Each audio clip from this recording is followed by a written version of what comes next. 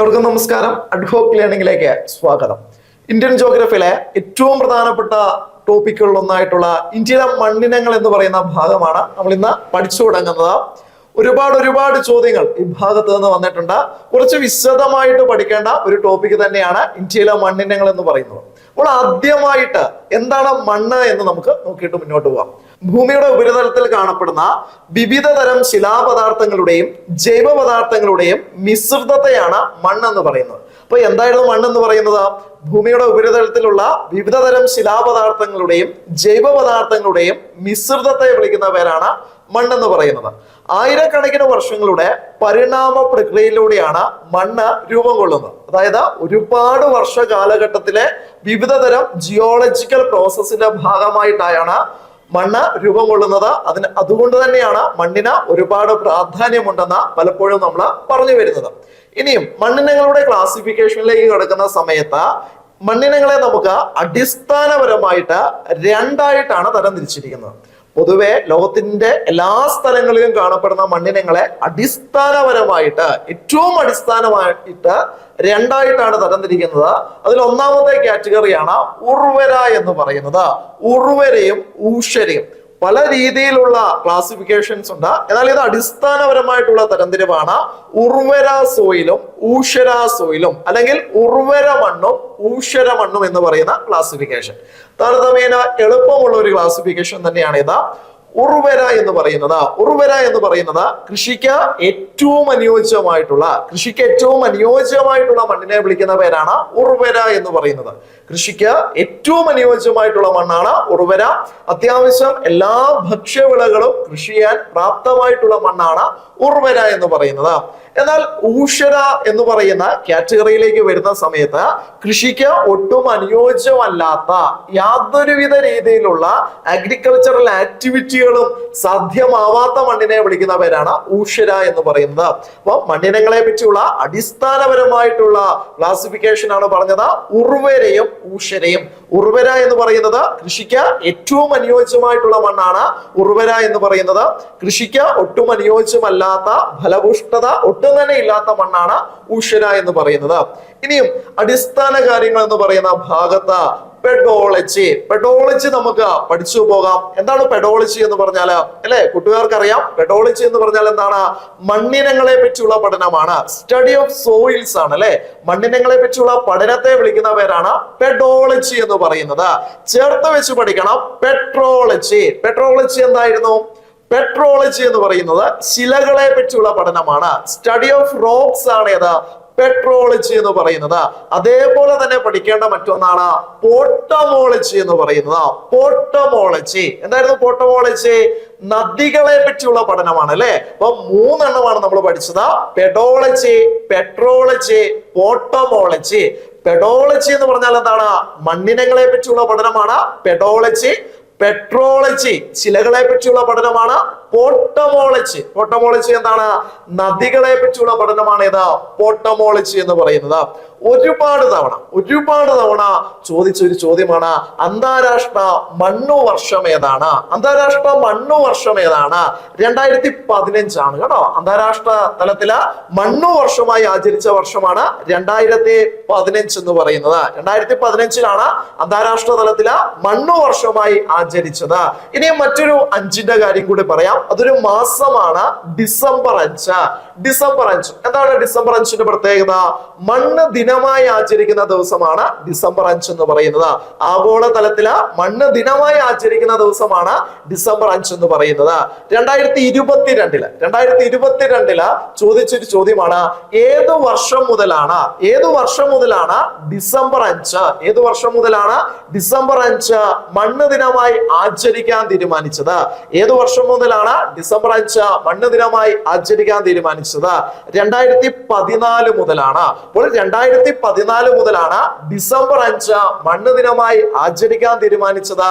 2015 അന്താരാഷ്ട്ര മണ്ണ് വർഷമായി ആചരിച്ച വർഷമാണ് 2015 എന്ന് പറയുന്നത്. ഇനിയും കേരളത്തിലെ ഒരു സ്ഥലത്തിലേക്കാണ് നമ്മൾ പോകുന്നത്. തിരുവനന്തപുരം ജില്ലയിലുള്ള ഒരു സ്ഥലമാണ് പാറോട്ടുകോണം. പാറോട്ടുകോണം. മണ്ണുമായി ബന്ധപ്പെട്ട് പറയുമ്പോൾ ഏറ്റവും ആദ്യം നിങ്ങൾക്ക് ഓർമ്മ വരുന്ന ഒരു സ്ഥലമായിരിക്കും പാറോട്ടുകോണം എന്ന് പറയുന്നത്. ഇന്ത്യയിലെ ആദ്യത്തെ മണ്ണ് മ്യൂസിയമാണ്. ഇന്ത്യയിലെ ആദ്യത്തെ മണ്ണ് മ്യൂസിയം സ്ഥിതി ചെയ്യുന്ന സ്ഥലമാണ് പാറോട്ടുകോണം. അതുമാത്രമല്ല പാറോട്ടുകോണത്തിന്റെ പ്രത്യേകത ലോകത്തിലെ ഏറ്റവും വലിയ മണ്ണ് മ്യൂസിയം കൂടിയാണ് ഏതാ പാറോട്ടുകോണത്ത് സ്ഥിതി ചെയ്യുന്നത്. അപ്പൊ ലോകത്തിലെ ഏറ്റവും വലിയ മണ്ണ് മ്യൂസിയം എവിടെയാണ്? കേരളത്തിലാണ്, തിരുവനന്തപുരം ജില്ലയിലാണ്. എവിടെയാണ്? പാറോട്ടുകോണം. ഇന്ത്യയിലെ ആദ്യത്തെ മണ്ണ് മ്യൂസിയം കൂടിയാണ് ഏതാ പാറോട്ടുകോണം എന്ന് പറയുന്നത്. ഇനി മറ്റൊരു പ്രീവിയസ് ക്വസ്റ്റ്യനിലേക്ക് പോവാം. കൃഷിക്ക് ഏറ്റവും അനുയോജ്യമായ, കൃഷിക്ക് ഏറ്റവും സ്യൂട്ടബിൾ ആയിട്ടുള്ള മണ്ണിന്റെ pH വാല്യൂ എന്ന് പറയുന്നത്, pH മൂല്യം എന്ന് പറയുന്നത് 6 മുതൽ 7.5 വരെയാണ്. അതായത് 6നും 7.5നും ഇടയിൽ നിൽക്കുന്ന മണ്ണാണ് കൃഷിക്ക് ഏറ്റവും അനുയോജ്യമായിട്ടുള്ള മണ്ണെന്ന് പറയുന്നത്. അപ്പോൾ ഇന്ത്യയിലെ മണ്ണിനങ്ങളെ കുറിച്ച് പറയുന്ന സമയത്ത് ഏറ്റവും നമുക്ക് പറയാൻ പറ്റുന്ന ഒരു കാര്യമാണ് ഇന്ത്യയിൽ ഏറ്റവും കൂടുതൽ കാണപ്പെടുന്ന മണ്ണിനം ഏതാണ്? ഇന്ത്യ എന്ന് പറയുന്ന രാജ്യത്ത്, ഇന്ത്യ മഹാരാജ്യത്ത് ഏറ്റവും കൂടുതൽ കാണപ്പെടുന്ന മണ്ണിനം ഏതാണ്? അല്ലെങ്കിൽ ഒരു ക്വസ്റ്റ്യൻ പേപ്പറിന്റെ രീതിയിൽ ചോദിക്കുകയാണെങ്കിൽ ഇന്ത്യൻ ഭൂപ്രദേശത്തിന്റെ 43% ഇന്ത്യൻ ഭൂപ്രകൃതിയുടെ 43% കാണപ്പെടുന്ന മണ്ണിനം ഏതാണ്? എക്കൽ മണ്ണാണ് കേട്ടോ. എക്കൽ മണ്ണ്, അലൂവിയൽ സോയിൽ അല്ലെങ്കിൽ എക്കൽ മണ്ണാണ് ഇന്ത്യയിൽ ഏറ്റവും കൂടുതൽ കാണപ്പെടുന്ന മണ്ണിനം എന്ന് പറയുന്നത്. ഇനി കേരളത്തിലേക്ക് വരുന്ന സമയത്ത് കേരളത്തിൽ ഏറ്റവും കൂടുതൽ കാണപ്പെടുന്ന മണ്ണിനം ഏതാണ്?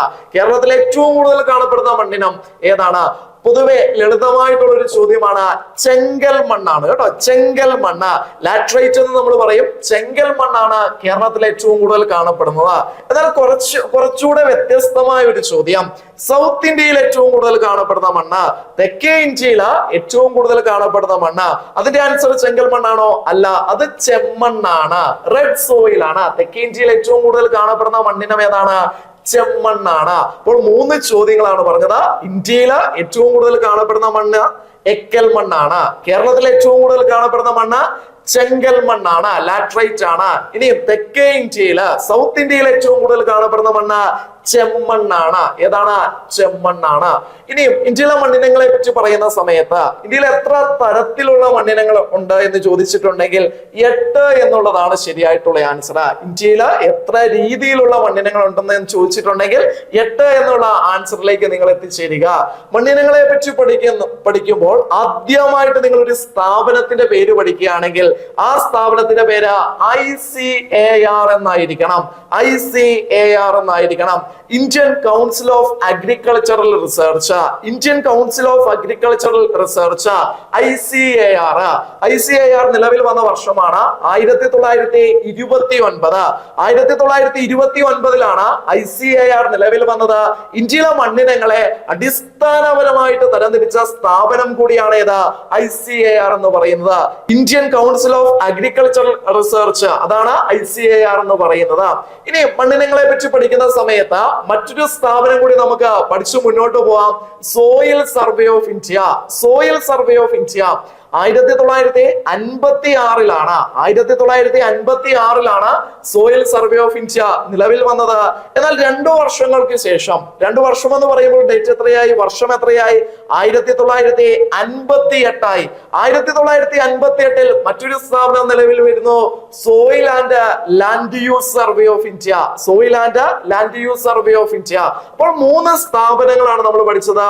ICAR, Indian council of agricultural research, ICAR 1929ൽ നിലവിൽ വന്നു.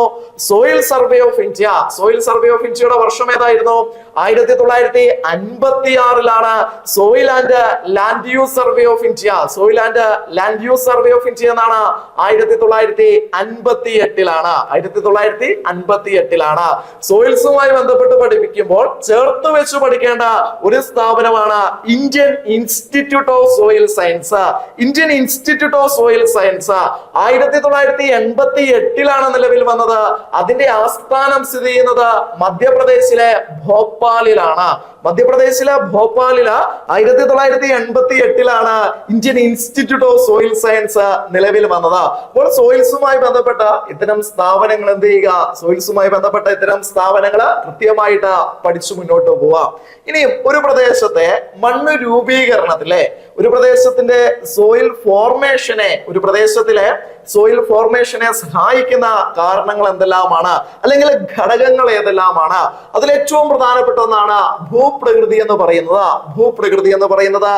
രണ്ട്, മാതൃശിലയാണ്. മാതൃശില എന്ന് പറഞ്ഞാൽ എന്താണ്? ബെഡ് റോക്ക് ആണ് അല്ലെ, മാതൃശില. മൂന്ന്, കാലാവസ്ഥയാണ്. നാല്, സസ്യജന്തുജാലങ്ങളാണ് നാലാമത്തെ ഘടകം. അഞ്ചാമത്തെ ഘടകമാണ് കാലം എന്ന് പറയുന്നത്, ടൈം എന്ന് പറയുന്നത്. അപ്പോൾ ഇത്രയും ഘടകങ്ങളാണ് ഒരു പ്രദേശത്തിലെ മണ്ണ് രൂപീകരണത്തെ സ്വാധീനിക്കുന്ന ഘടകങ്ങൾ. പലപ്പോഴും എക്സാമിന് ഇത്തരത്തിലുള്ള ചില ചോദ്യങ്ങൾ കാണാറുണ്ട്. താഴെ തന്നിരിക്കുന്നവയിൽ മണ്ണ് രൂപീകരണത്തെ സ്വാധീനിക്കുന്ന ഘടകങ്ങൾ ഏതെല്ലാമാണ്, അല്ലെങ്കിൽ താഴെ തന്നിരിക്കുന്നവയിൽ മണ്ണ് രൂപീകരണത്തെ സ്വാധീനിക്കാത്ത ഘടകങ്ങൾ ഏതെല്ലാമാണ്? അപ്പോൾ നമ്മൾ പറഞ്ഞ ഘടകങ്ങൾ ഒന്നുകൂടി നോക്കുക. ഭൂപ്രകൃതി, മാതൃശില, കാലാവസ്ഥ, സസ്യജന്തുജാലങ്ങൾ, കാലം എന്നിവയാണ് മണ്ണ് രൂപീകരണത്തെ സഹായിക്കുന്ന പ്രധാനപ്പെട്ട ഘടകങ്ങൾ എന്ന് പറയുന്നത്.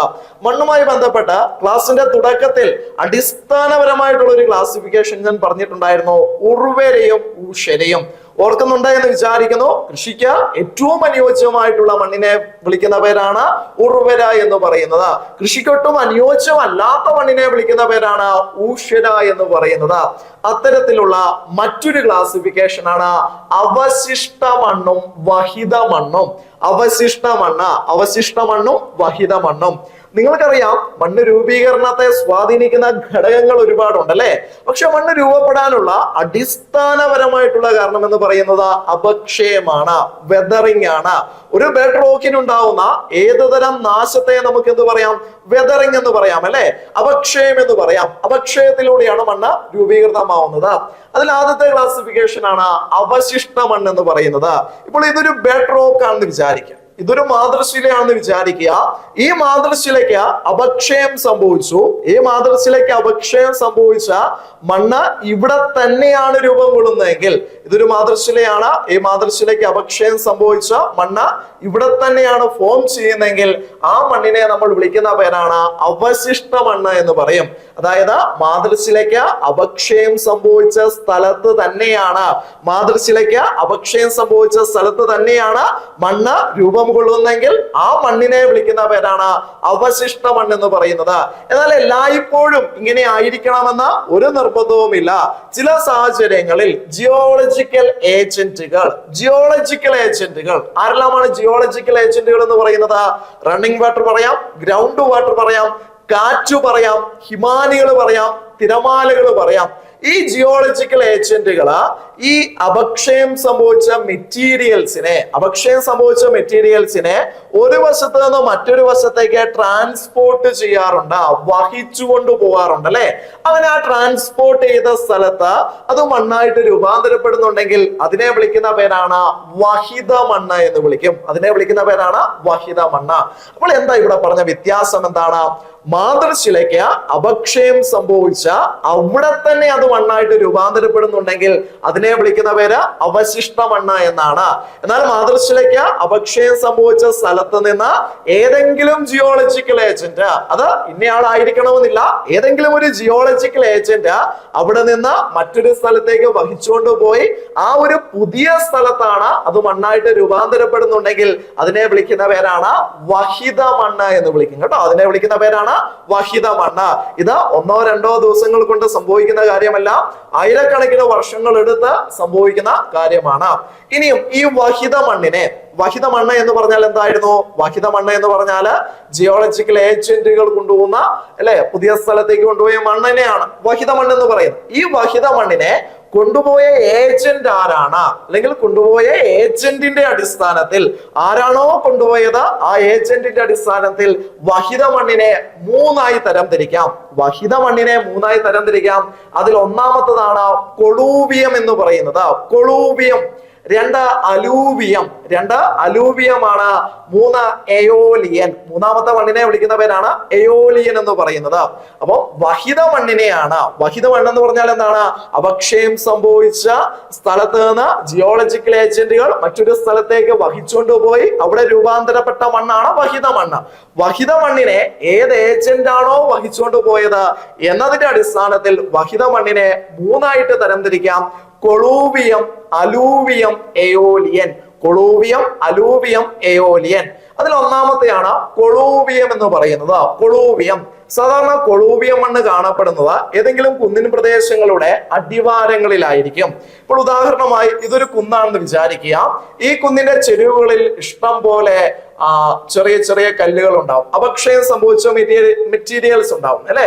കുറെ കാലത്തിന് ശേഷം ഭൂഗുരുത്വാകർഷണം മൂലമോ അല്ലെങ്കിൽ മഴയുടെ പ്രവർത്തന ഫലമായിട്ടോ, മഴയായിരിക്കും അല്ലെ, മഴയുടെ പ്രവർത്തന ഫലമായിട്ടോ ഈ കുന്നിന്റെ ചെരുവുകളിൽ ഇരിക്കുന്ന ഇങ്ങനെയുള്ള ഈ വെതേഡ് മെറ്റീരിയൽസ്, അപക്ഷയം സംഭവിച്ച മെറ്റീരിയൽസ് കുന്നിന്റെ താഴ്വാരങ്ങളിലേക്ക് വരികയും പിന്നീട് ഇത് ഇവിടെ അടിഞ്ഞുകൂടി മണ്ണായിട്ട് രൂപാന്തരപ്പെടുകയും ചെയ്യും. ഈ മണ്ണിനെ വിളിക്കുന്ന പേരാണ് കൊളൂവിയം എന്ന് പറയുന്നത്. കൊളൂവിയം മണ്ണ് രൂപാന്തരപ്പെടാനുള്ള ഏജന്റ് എന്ന് പറയുന്നത് ഒന്ന് മഴവെള്ളമായിരിക്കും, അല്ലെങ്കിൽ എന്താണ്, ഗുരുത്വാകർഷണ ബലം മൂലമായിരിക്കും ഏത് മണ്ണ് രൂപാന്തരപ്പെടുന്നത്? കൊളൂവിയം എന്ന് പറയുന്ന മണ്ണ് രൂപാന്തരപ്പെടുന്നത്. രണ്ടാമത്തെയാണ് അലൂവിയം എന്ന് പറയുന്നത്. അലൂവിയം എന്ന് പറഞ്ഞാൽ എന്താണ്? നദികൾ വഹിച്ചുകൊണ്ട് വരുന്ന അവസാദങ്ങൾ അടിഞ്ഞുകൂടി, നദികൾ വഹിച്ചുകൊണ്ട് വരുന്ന അവസാദങ്ങൾ അടിഞ്ഞുകൂടി രൂപം കൊള്ളുന്ന മണ്ണിനെ വിളിക്കുന്ന പേരാണ് അലൂവിയം എന്ന് പറയുന്നത്, അലൂവിയം സോയിൽ എന്ന് പറയുന്നത്. മൂന്നാമത്തെ കാറ്റഗറിയാണ് എയോലിയൻ മണ്ണ് അല്ലെ. ആ വാക്ക് കേൾക്കുമ്പോൾ തന്നെ അറിയാം എന്താണ് എയോലിയൻ എന്ന് പറഞ്ഞാൽ.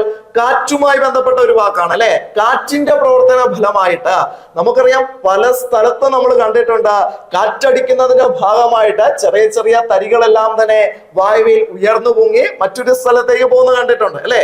അങ്ങനെ കാറ്റിന്റെ പ്രവർത്തന ഫലമായിട്ട് വെതേഡ് മെറ്റീരിയൽസ് മറ്റൊരു സ്ഥലത്ത് പോവുകയും അവിടെ അത് അടിഞ്ഞുകൂടി മണ്ണായിട്ട് രൂപാന്തരപ്പെടുന്നുണ്ടെങ്കിൽ അതിനെ വിളിക്കുന്ന പേരാണ് എയോലിയൻ എന്ന് പറയും. അപ്പോൾ മണ്ണിനങ്ങളുടെ ക്ലാസിഫിക്കേഷൻ ആണ് നമ്മൾ പറഞ്ഞത്. അതിൽ ഒന്നാമത്തെയാണ് അവശിഷ്ട മണ്ണ്, രണ്ട് വഹിത മണ്ണ്. അപക്ഷയം സംഭവിച്ച സ്ഥലത്ത് തന്നെ മണ്ണായിട്ട് രൂപാന്തരപ്പെടുന്നുണ്ടെങ്കിൽ അതിനെ വിളിക്കുന്ന പേരാണ് അവശിഷ്ട മണ്ണ് എന്ന് പറയുന്നത്. ഇനിയും അപക്ഷയം സംഭവിച്ച സ്ഥലത്ത് നിന്ന് ഏതെങ്കിലും ജിയോളജിക്കൽ ഏജന്റുകൾ മറ്റൊരു സ്ഥലത്തേക്ക് വഹിച്ചുകൊണ്ടുപോയി അത് അവിടെ മണ്ണായിട്ട് രൂപാന്തരപ്പെട്ടിട്ടുണ്ടെങ്കിൽ അതിനെ വിളിക്കുന്ന പേരാണ് വഹിത മണ്ണ്. വഹിത മണ്ണിനെ ഏജന്റിന്റെ അടിസ്ഥാനത്തിൽ ആരാണോ കൊണ്ടുപോയത് ആ ഏജന്റിന്റെ അടിസ്ഥാനത്തിൽ വഹിത മണ്ണിനെ മൂന്നായിട്ട് തരംതിരിക്കുന്നു: കൊളൂവിയം, അലൂവിയം, എയോലിയൻ എന്നിങ്ങനെ മൂന്നായിട്ട് തരംതിരിക്കുന്നു. ഭൂഗുരുത്വാകർഷണത്തിന്റെ ഫലമായിട്ടോ മഴയുടെ പ്രവർത്തന ഫലമായിട്ടോ രൂപം കൊള്ളുന്ന മണ്ണിനെ വിളിക്കുന്ന പേര് കൊളൂവിയം എന്നാണ്. നദികൾ വഹിച്ചുകൊണ്ട് വരുന്ന അവസാദങ്ങൾ അടിഞ്ഞുകൂടി രൂപപ്പെടുന്ന മണ്ണാണ് അലൂവിയം. കാറ്റിന്റെ പ്രവർത്തന ഫലമായി ഉണ്ടാവുന്ന മണ്ണിനെ വിളിക്കുന്ന പേരാണ് എയോലിയൻ. അപ്പൊ മണ്ണിനങ്ങളെ പറ്റിയുള്ള മറ്റു കാര്യങ്ങൾ നമുക്ക് അടുത്ത ക്ലാസ്സിൽ നമുക്ക് ചർച്ച ചെയ്യാം.